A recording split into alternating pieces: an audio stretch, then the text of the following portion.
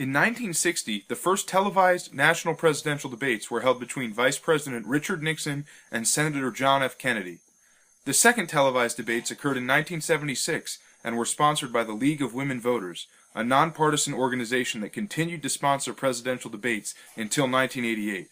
It was the League's unflinching commitment to equal representation and legitimate debate that led the leadership of the Democratic and Republican parties to establish the Commission on Presidential Debates, the bipartisan, corporately funded organization that sponsors the debates today. In 1988, the Bush and Dukakis campaigns drafted a backdoor agreement on terms of the debates, and the League responded with a press release stating, "The League of Women Voters is withdrawing its sponsorship of the presidential debate scheduled for mid-October because the demands of the two campaign organizations would perpetrate a fraud on the American voter." Since 1988, the Commission has sponsored every presidential debate in the general election cycle. There are three major problems with the Commission on Presidential Debates. The Commission is corporately funded. This is problematic because whereas the League was nonpartisan, the Commission is headed by major figures in the two parties, so donations to the Commission are seen as soft money quid pro quo investments in party platforms. It is a conflict of interest for the visibility of candidates to be contingent upon corporate financial support. The Commission has also restricted the format of the debates.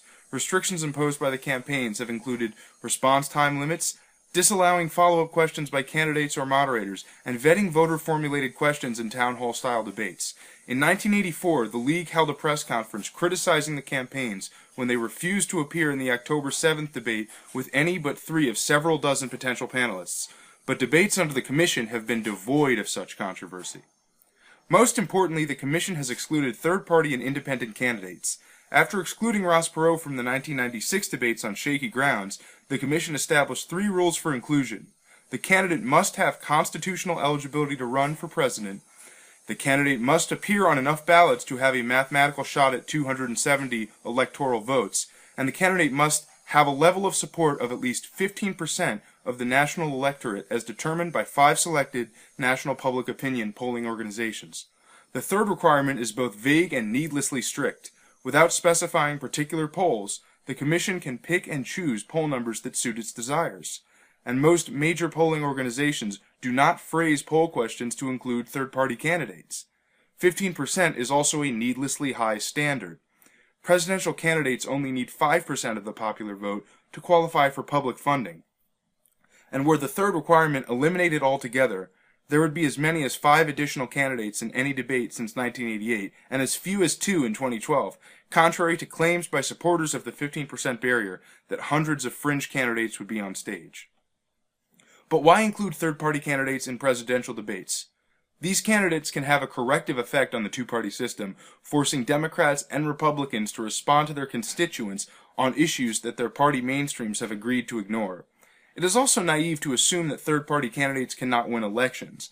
Jesse Ventura's 1998 gubernatorial victory in Minnesota illustrates the importance of debates in winning campaigns. After trailing the Republican and Democratic candidates in the polls several weeks before the election, the Reform Party candidate managed to win a 37% plurality after his performance in the debates. Is this institutional corruption? Although there is no explicit normative purpose inherent to the presidential debates, one can reasonably assert that the debate should be a tool for enhancing the democratic process. An organization that is beholden to corporate interests, limits legitimate argument, and silences alternative voices is a far cry from an effective tool for enhancing the democratic process.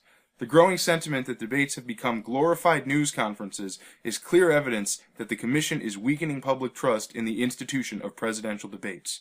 The switch from nonpartisan debates to bipartisan debates has created a conflict of interest that incentivizes a shift in priorities from accountability to presentability. What can we do? In 2012, the Commission loosened format restrictions, and 3 of the 10 corporate sponsors withdrew support for the debates as a result of grassroots activism. Nonetheless, the Commission is specifically architected to serve major party and corporate interests, so internal change is unlikely to be successful. Replacing the Commission may be more achievable, but the major parties will fiercely resist such a shift. All hope is not lost. It wasn't until relatively recently that presidential debates became the political norm, and a similar shaping of norms could strengthen the integrity of the presidential debates. For more information, please visit opendebates.org.